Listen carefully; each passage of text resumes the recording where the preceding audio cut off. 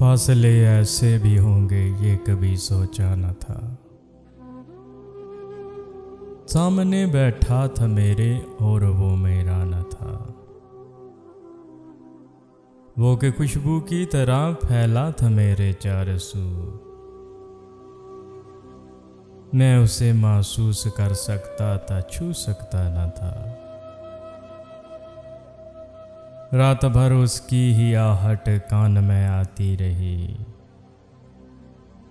झांक कर देखा गली में कोई भी आया न था। अक्स तो मौजूद थे पर अक्स तन्हाई के थे। आईना तो था मगर उसमें तेरा चेहरा न था। आज उसने दर्द भी अपने इलहदा कर लिए। आज मैं रोया तो मेरे साथ वो रोया न था।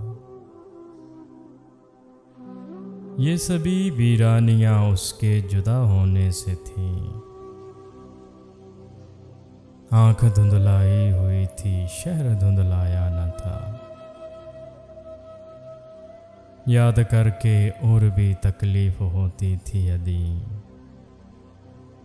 भूल जाने के सिवा अब तो कोई चारा न था।